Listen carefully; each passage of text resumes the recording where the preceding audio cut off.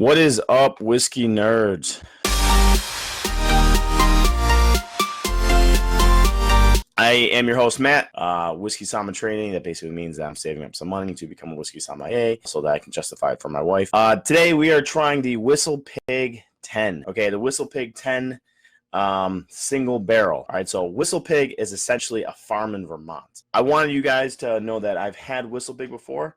I've had the normal, I've had the normal straight rye before. I thought it was great. I really much enjoyed it. I've never had the single barrel before. Whenever you get into single barrel, it's different about single barrel. Single barrel is always the most sought after whiskey. The sought after way of aging your rye or your bourbon. You always are looking for single barrel. The reason for it is that it is just, you're going to get notes and you're going to get flavors and different profiles that are different from the barrel sitting right next to you. So usually what people do is the new in thing is people talking about small batches, and basically what a small batch is they're taking a bunch of batches and you've got a master distiller that is sitting there that he has a certain flavor profile that he's trying to mix, just like you would with any other type of whiskey at the same distillery, and they're just blending. Don't confuse that it's like a blend from different distilleries, but he's mixing them together to try to get that certain flavor profile. And he could be using anywhere between 5 to 20 different batches, ranging in all in different years. Okay, over 3 years old, but they're mixing these together. There's no age statement on them, and so obviously, if there's an age statement where this WhistlePig, it's age 10, which means the youngest whiskey in here is 10 years old. Everything it's either 10 or higher. So with small batch, that's essentially what you're doing. With those small batches, you have anywhere between 5 to whatever. You could have a 5-year, 6-year, 7, 8, 9-year-old, doesn't matter. They don't want to put the age statement on it, so they just call it small batch. They're just adding maybe a little bit of this, a little bit of that, putting it together, and that's your small batch. What is different about single barrel is that no matter what you get within your single barrel, that is the barrel that you get. Whenever you see a single barrel, they're always going to call out specifically where it was, when they were aging it. This specifically, it says that it was in warehouse number 2. It was brick B, and it was level 3. So anytime you get a single barrel, within that barrel, so the actual local liquor store that I got this from, they bought a barrel. They basically said, we want this barrel. I'm going to choose this barrel. And with that, they ended up buying, I think it was, forgot if it was like 100 bottles, forgot how many bottles actually came out of that barrel. That's essentially what they did. So in saying that, that's what makes single barrel so unique. That's why people are always looking for single barrel, because what you're getting, and that when you find yourself at a single barrel 10-year, if you go to a different liquor store, it's going to have different characteristics. It's going to have different flavor profiles. That's what makes it so unique. And that's what whiskey lovers normally tend to like. They don't like the same flavor profile. I mean, we do. I mean, when we're tasting like a Macallan 12, that Macallan 12, we know it's always going to taste like the Macallan 12 because there's a master distiller, master taster that's in Scotland at the Macallan distillery, where he's putting all these different blends. It could be anywhere from a 12 to a 14 to a 20-year-old. He's putting these together to try to get that certain flavor profile. Single barrel, they don't care about that. Single barrel, all they want is they want the uniqueness to shine, where there's different flavors, those profiles that are in there. And that's exactly what WhistlePig did. However, WhistlePig, they did not sit there and distill it themselves. They actually bought a whole bunch of barrels from Alberta. And their story is very, very unique, in which they're a Vermont farm. They inherited, well, they did a gamble and they purchased a whole bunch of whiskey barrels, Canadian rye that was at least 10 years old. And so they bought these 100% rye mash right from Canada, and they still continue to do that today. But that's where they started their journey of being this wildly sought after rye maker. But they do not distill it themselves. They still continue to get most of their mash from Canada. Anyone that is a huge rye lover, which I tend not to be, not that I don't appreciate it and not that I don't like rye. I do like rye. But people that end up being that they really are looking for the highest quality rye out there, most of the time it's going to be from a Canadian distillery. That doesn't mean it's a Canadian company. This is not a Canadian company. They're a Vermont company, but that they're grabbing that rye from Canada. Maybe it's the snow. I really don't know. They also get it from a couple other distilleries. I know MGP, if any of you guys are familiar with MGP Distillery, they're in Indiana.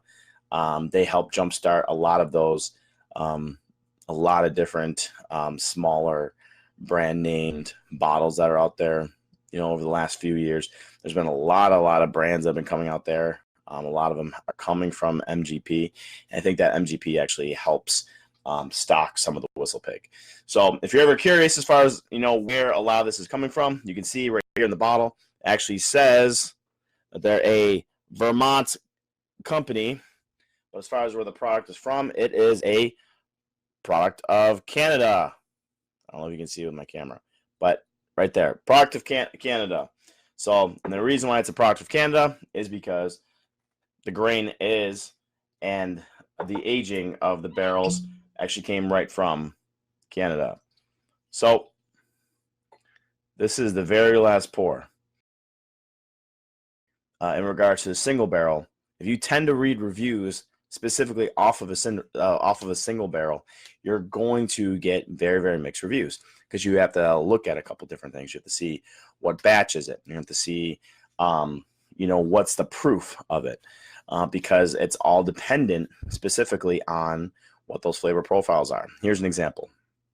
I looked up one review from a guy, and his ABV was 52%, which all you gotta do is take 52% times by 2, so that's 104% alcohol.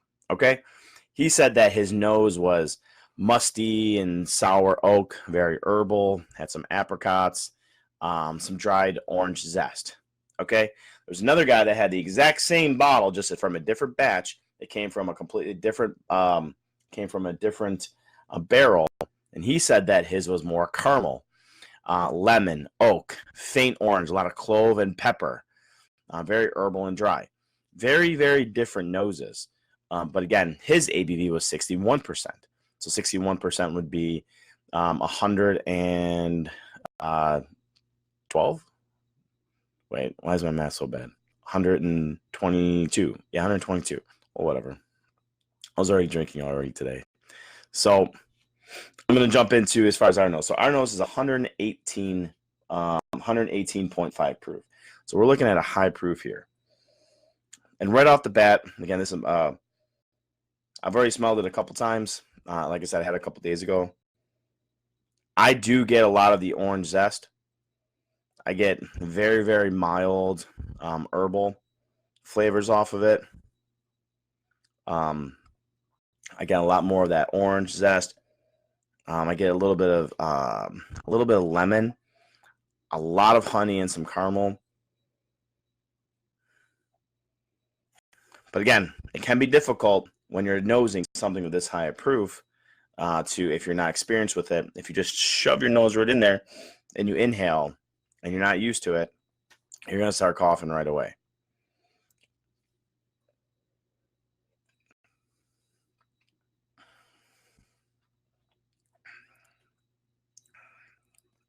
Now on the palate, I'm getting a lot of zest, a lot of orange, bursting flavor. There's a little bit of spice at the end, and I get a lot of that herbal at the end. A lot of the herbal, like on the palate. Again, there's a lot of moving orange notes, but a lot on the finish. There's a lot more of that herbal. Some of the guys that had some different bottles, they're saying there was like a medium finish with some pepper kicking up. Another person said it was short, herbal and dry. I do not at all feel that this is short. Actually, I got that pepper for some reason. I don't know if it's because it's like 9 o'clock at night and I haven't had much to eat. I'm going to add a little bit of water to this as well. See if it changes. I like to add anywhere between, especially when I only have less than an ounce, I do anywhere between like 5 drops, maybe 7 drops. And again, a lot of times what will happen is that you add water, Don't think that's always going to, reduce the alcohol. Sometimes it actually increases, not the actual alcohol, but the actual, the strength of it. Sometimes it actually makes it bloom even more. In this case, I feel that absolutely takes away. I get way more zest, way more some of that orange peel, some of those almost like orange oils on the nose. It comes a lot more. It comes through a lot more when I add some of the water.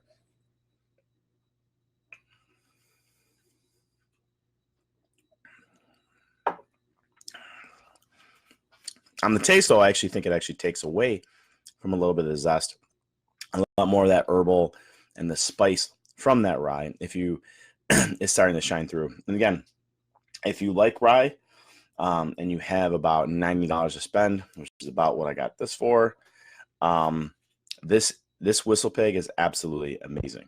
I've been doing a lot more reading on rye just to appreciate a lot more that you want rye to age as long as you can. A lot of people, because rye is so cheap, they'll age rye between 2 to 4 years, put it in a bottle, like a George Dickel, like a Sazerac, some of these other MGP, bottles that are out there. Sazerac is not MGP, but George Dickel is, and some of these like lower, you can get them for like $25, $30, $35. You can get a decent rye. Then you start getting to higher straight ryes where you'll get like a Michter's rye, or Bullet has a good rye. Knob Creek has a really good rye as well too. You're still lacking with some of the flavor profile, where rye, the grain of rye, you needed to let it sit and mature for a very, very long time. In this case, it's at least 10 years. That's where I start to, where I've never had a rye before, where I've gotten some of that orange zest and some of the fullness where the spice isn't overpowering. Excuse me, or the herbalness isn't overpowering. I don't mind herbal, but if I'm drinking whiskey, like I don't want to pretend like I'm in England, like sipping some tea, Sorry, Josh Moore. I just don't. That's not what I'm looking for. I'm looking to drink some whiskey, try to feel like, what the characteristics are. This is a very, very mature, very complex, fruity rye, which you normally don't get. Let's see what you guys are saying on here. Pepper to me was more of a strong peppermint. Okay, Mike. I totally see what you're saying in regards to the strong peppermint. To me, it was, I know what you're saying with the peppermint. I can totally see what you're saying in regards to, I totally can see what you're saying in regards to the peppermint. Almost like if you sit a Lifesaver peppermint in your mouth for a very long time, some of that aftertaste that'll kind of sit and like linger like in the back of your throat, not numbing, but just that lingering taste of mint, or that lingering maybe like a clove type of taste. How does water change the taste? Oh, thanks, Whiskey Project. So what a lot of people like to do is that they like to throw a whole bunch of ice cubes. If you're buying yourself if you're going to a bar and you have yourself a, it could be a scotch, could be whatever. But if you're drinking something that's like $12 an ounce or $16 an ounce and you ask it for it on the rocks, you should be ashamed of yourself. I know there's a lot of guys that are out there that say, drink whiskey the way you like it, drink whiskey the way you like it. And I agree about 95% of the time. However, the other percent, we just need to educate you. So what you're doing when you're adding a whole bunch of ice into it is you're completely diluting it. However, with whiskeys that have such a high alcohol content, again, it has to be at least like 45, 46%, or that's what the average is going to be. So the average whiskey is going to be 45, 46%. There's a lot of high alcohol content, or even for whoever, it's still a lot of alcohol. Adding water, what you're doing is you're actually opening up the whiskey, or you're letting a lot of those aromatics actually come out. And so on the nose, it tends to be a lot more enjoyable, where you're able to smell a lot more flavors where you didn't before. Now, again, I'm not saying that if you have, an ounce, you pour in a whole bunch of water and just pour it in a glass, you just want drops. Some people get a little afraid where they are watering it down too much. It's all about where your palate is. And you have to do it a few different times. So if you get yourself a bottle, I would say, if you know that you're going to drink 2 or 3 glasses, have a sip, add some drops of water, and then go from there. This specific rye, I enjoyed it with maybe 5 to 7 drops of water on maybe like an ounce and a half. You're not ruining the whiskey at all. You're allowing it to bloom, almost like you're putting water onto a garden. You really are opening up those floral notes where you can smell it, and you're actually taking away a little bit of that alcohol content where you can taste it. There are some whiskeys where you add water to it, and almost like a Speyside or Highland, if it's very, very thin and you add some water to it, I believe you're almost taking away a lot of that flavor profile, where that's not what you want. You don't want to take away the flavor profile. The whole point of it is for you to dissipate the alcohol level so that you can enjoy the flavor profile. If you're adding so much water to it that you can't even taste it anymore, then you're doing the whiskey a disservice. You're not enjoying it. The whole point of whiskey is so that you can enjoy it, so you can get those flavors out there. It's all about the whiskey experience, because all of these craftsmen and all these distilleries, they're all doing the same process for the most part. It's just a matter of how do they finish it? What type of grain are they using? So it's about how are we experiencing those flavors? How do we enjoy it? Figuring out where our palates are, allowing our palates to grow, and adding a few drops of water to it and letting it bloom. It absolutely helps. It really does. Josh Gibson says, got here late. Would you spend the money on a 10-year WhistlePig, or would you go with something else? Okay, Josh. So for $80, yes, I absolutely would drink it. Now, any bourbon and rye that you get in the summertime, it can be a little harsh. However, here in great old Buffalo, New York, it's going to be about, at nighttime, it's going to be 50, 60 degrees. So we checked. So it's going to be a nice, cool day. Sometimes if you're drinking whiskey neat in the middle of a hot, sunny day, from where some of you guys are, a lot of you know that, it can be a little harsh, which is why, you just put your bourbon in a nice cocktail, old-fashioned Manhattan, what have you. I love scotch. I love bourbon. How do you choose what whiskeys you drink based on season? Okay. To me, it's a lot of it has to do with your flavor profiles and experience. I very much enjoy all types of whiskey. But my palate for wintertime normally goes towards cocktails. It's very humid here in Buffalo during the summertime. So bourbons can be, we're talking, anywhere between 70 to 90% humidity. And so because of that, bourbons with that heat that comes with it, it can be, sometimes difficult just to drink outside on a sunny day. Where maybe some people add a couple like ice cubes here and there. I still tend not to do that. To me, I'd rather drink a scotch, or I'm rather drinking a cocktail, or I want to drop down to 60, have a fire, and then drink whatever whiskey that I want to.